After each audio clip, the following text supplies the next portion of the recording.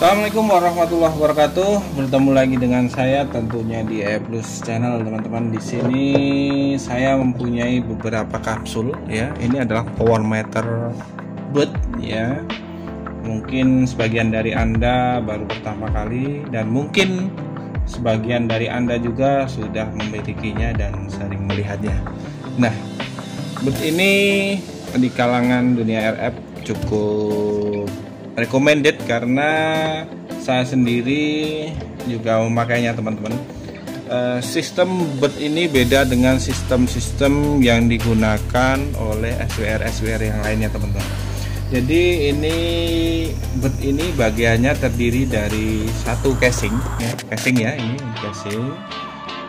Dua yaitu lens section, ini lens section namanya ya, lens section. Kemudian yang ketiga yaitu VU meter. Di sini untuk yang ini ya, menunjukkan yaitu 30 mikroampere ya. Di sini adalah 30 mikroampere. Jadi bud itu ada yang 30, ada yang 100. Itu nanti kancingnya beda, teman-teman ya. Kancingnya beda. Nah, kelebihan dari bud ini dia benar-benar true line ya, dimana true line itu adalah benar-benar dia impedansinya 50 ohm, teman-teman ya.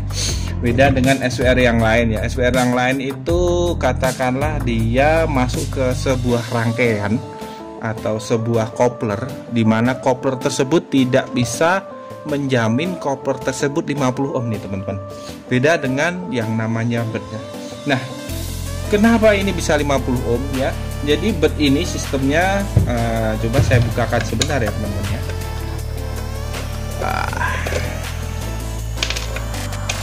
Iya.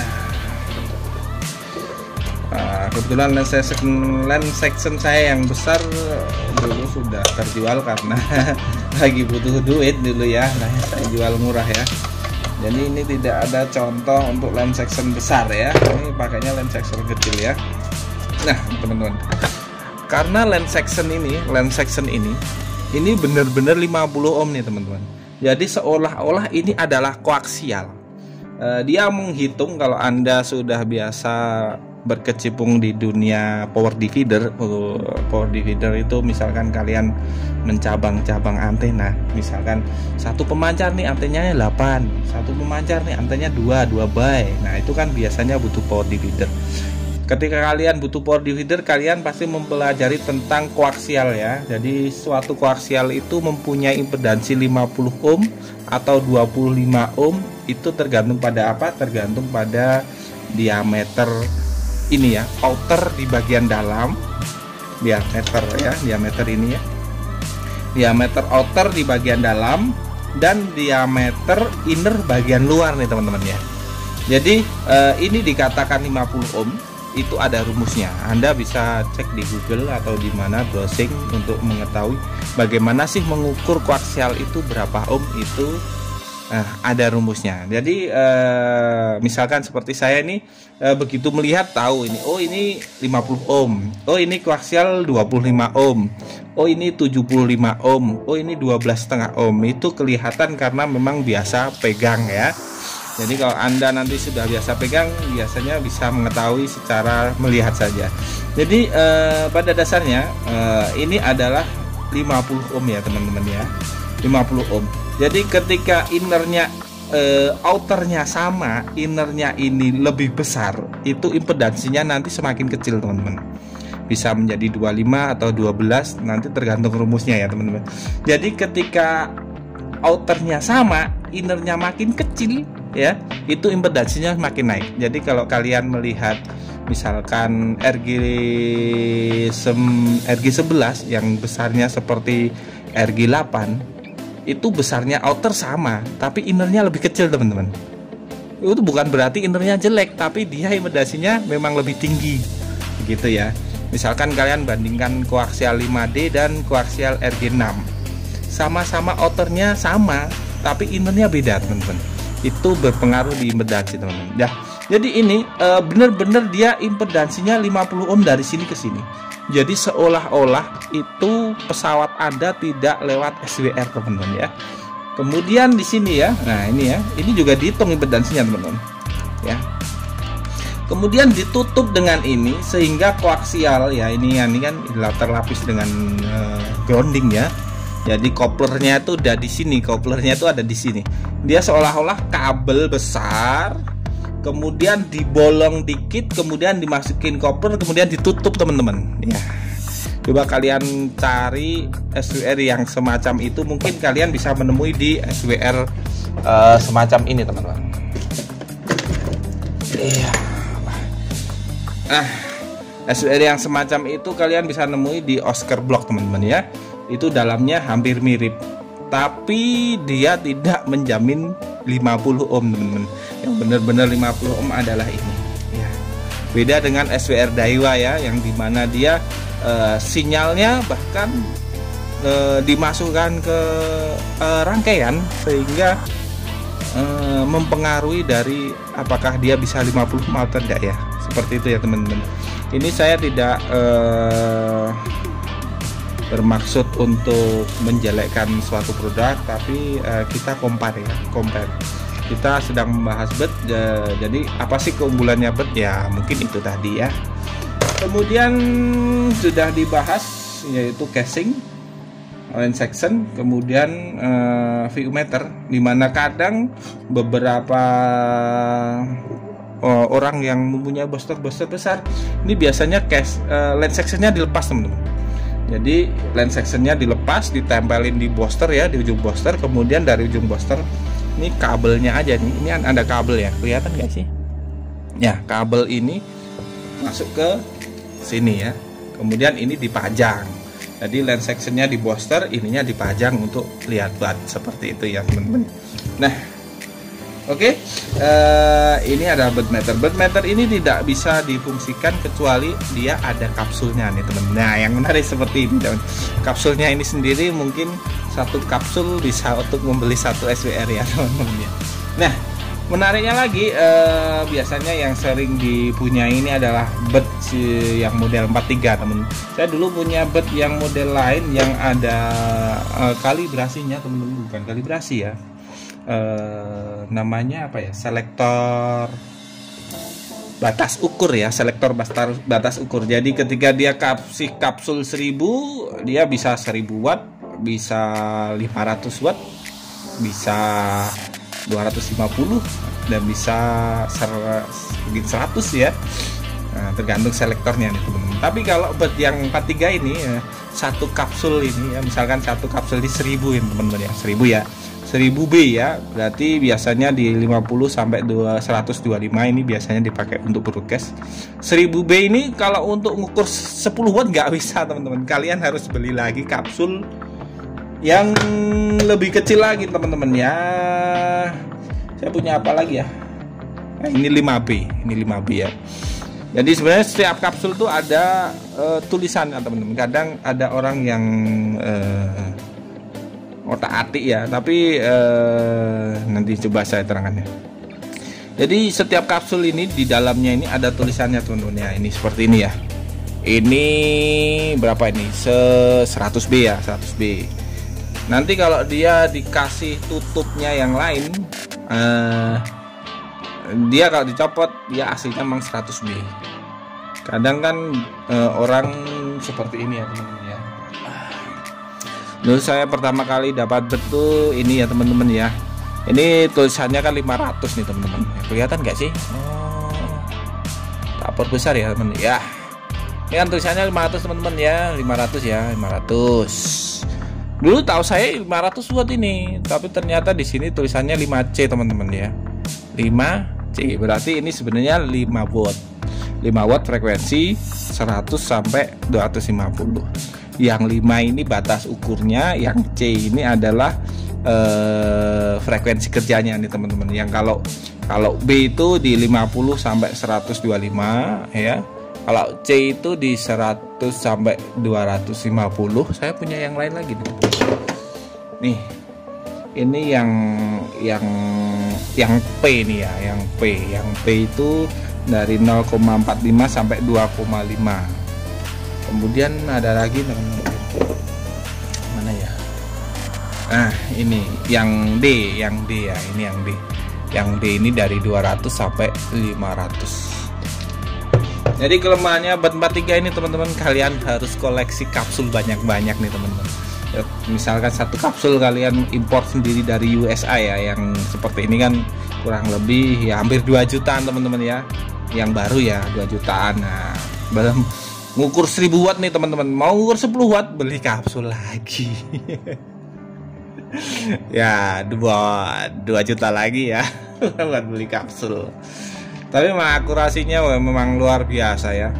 Jadi dari sistem desain untuk RF-nya dia tidak ada RF bocor ya, karena dia bener-bener seperti tanpa lewat SWR. Jadi seperti ya kabel biasa teman-teman, sehingga tidak ada sinyal itu yang ya kalau gini ya, kalau pemancar itu kan inginnya langsung jebret teman-teman, jadi kena antena dia langsung mancar, kena kabel yang panjang dia pengen mancar, tapi kalau tertutup ground dia nggak bisa kan teman-teman ya. Sifatnya seperti itu teman-teman. Jadi ini bener-bener true line yang sangat luar biasa kalau menurut saya teman-teman ya. Nah, ini adalah seputar dari SWR BUT nih teman-teman ya. Jadi nanti kalau ini VU meternya beda, ini kan 30 US ya, pakai yang lain nanti BUT-nya kancingnya beda, misalkan ya 1000 B1, nah itu beda lagi. Biasanya untuk yang kilowatt ya. Nah, jadi siap-siap kalau Anda menggunakan SWR meter BUT seperti ini, siap-siap rogoh kocek yang tinggi. Oke, namun untuk saat ini memang alat ukur parameter yang memang luar biasa itu yang dipakai untuk kalangan yang besar-besar itu baru BUT yang bisa ya. Oke. Nah, untuk berikutnya saya ingin membahas tentang kapsul nih teman-teman ya. Yang tadi ya, saya mempunyai kapsul yang katakanlah dia adalah 500 watt, tulisannya 500, dia di sablon lagi ya. Adalah 5C. Ini kita coba jiplak, kita cek dalamnya apa benar 5C nih ya. Tuh teman-teman, bener kan 5C nih. Kelihatan nggak nih? Ada di tunnel kamera nih, tunnel. Yo 5C kan. Nah, jadi ini kalau tak kasih kayak gini teman-teman ya, misalkan 5C kan jarang payu nih, tak kasih 100C nih, 100C kan 100C tak tempelin sini, terus ini tak kalibrasi, bisa teman-teman ya. Jadi memang kalau beli alat ukur kapsul itu memang kalian harus memang hati-hati, pastikan akurat ya, karena memang ini sebenarnya bisa di otak-atik teman-teman ya, bisa di otak-atik teman-teman ya. Oke ya, oke, saya ingin bongkar nih ya, bagi kalian yang belum pernah bongkar kapsul nih ya, yuk bongkar yuk ya, kita bongkar dari sini ya. Iya, nah ini adalah sistem kopler yang digunakan buat sistemnya beda-beda teman-teman. Ini ada yang kelihatan nih, kelihatan nggak ya di kamera ya?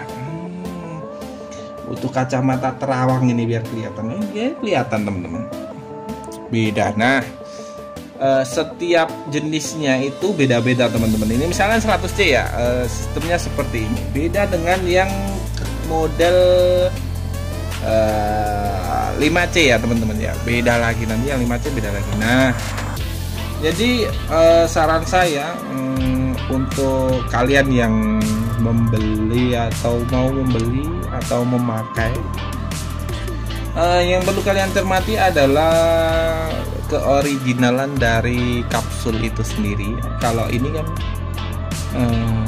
ini nggak diotak-atik ya, ini nggak bisa diotak-atik ya. Yang penting itu akurasinya di power meter BUT itu adalah di kapsulnya ya. Kalau masih original belum pernah diotak-atik ya, itu memang luar biasa. Tapi kalau udah diotak-atik ya mohon maaf ya. Ya gitulah. Tapi memang kebanyakan ya saya menggunakan BET dan dai CN 801 itu kadang di BET itu keluar 100, di CN 801 kadang 130 gitu ya. Ya kalau di 1000, 1300 ya banyak sekali lah ngabuknya ya. Oke. Kita lanjut. Di sini adalah sistem coupler, di mana di sini adalah resistor, teman-teman. Ini couplernya ya untuk mendeteksi sinyalnya. Sistemnya beda-beda, nanti setiap kapsul beda-beda, teman-teman. Ini adalah resistor, kemudian di ground kan, kemudian ini adalah dioda di dalamnya ya, dioda. Kemudian dari dioda di sini kita bongkar yang di sebelah depan ya, teman-teman. Nah, dari dioda di sini ya disalurkan ke dalam potensiometer atau trimpot ya. Potensiometer bisa diputar pakai tangan, kalau ini trimpot namanya. Dari trimpot kemudian dimasukkan ke sini, teman-teman ya. Dari sini kemudian dikonekkan ke sini, kemudian dibaca di view ya. Jadi saran saya ya, jika kalian mengkalibrasi kapsul bed ya. Ini jangan diotak-atik, teman-teman. Ya, sebenarnya kan kalau diganti resistornya dia resistor semakin tinggi nanti kan batnya semakin berat. Resistor semakin tinggi batnya semakin enteng, resistor semakin pendek batnya semakin berat ya. Jangan diganti resistornya, jangan diganti ininya, teman-teman ya. Ini panjangnya jangan diganti. Kemudian ini kan kalau ditarik ya, teman-teman, ini kalau ditarik sini kan semakin dekat ke inner ya. Kalau ditarik kan semakin dekat ke inner kan pasangnya gini. Nah itu nanti kebacanya juga semakin tinggi, teman-teman ya. Kalau kalian ingin kalibrasinya di sebelah sini aja. Nah nih ya, kita pasangkan di sana ya. Oke ya, saya sudah memasangkan SWR meter di sini ya. Bismillahirrahmanirrahim. Bacalah. Iya. Nah, SWR meter kita pasangkan ini ya. Gini kan. Nah, ini tak buka, teman-teman ya. Iya. Kenapa dia sangat bagus? Karena sinyalnya tidak ada yang bocor nih, terlindung oleh ground semua nih, teman-teman ya. Jadi bener-bener kalau menurut saya ini seperti kabel saja nih lewat.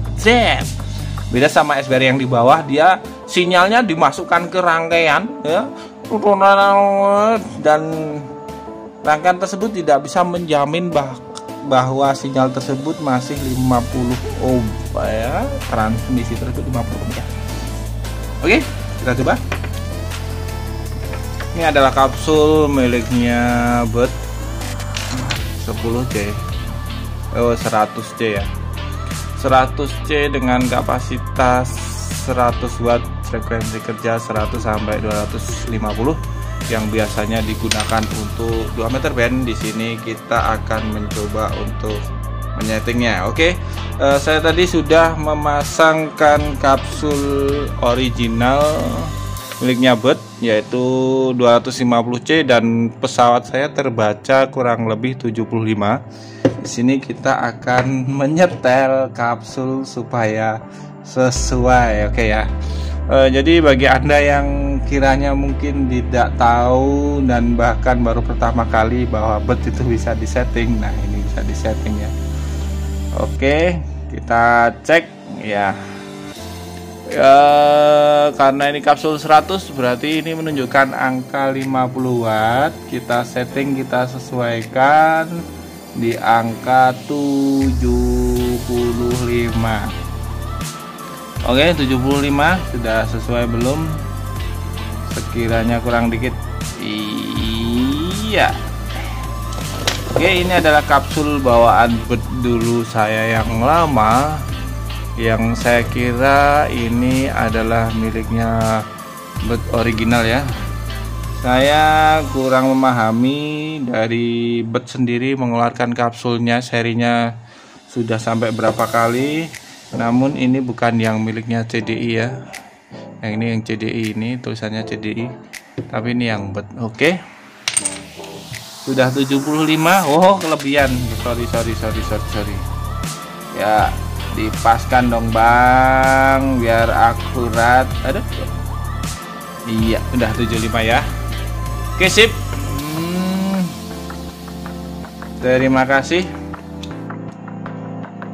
Assalamualaikum warahmatullahi wabarakatuh. Ya, powernya panas ya. Melorot baik.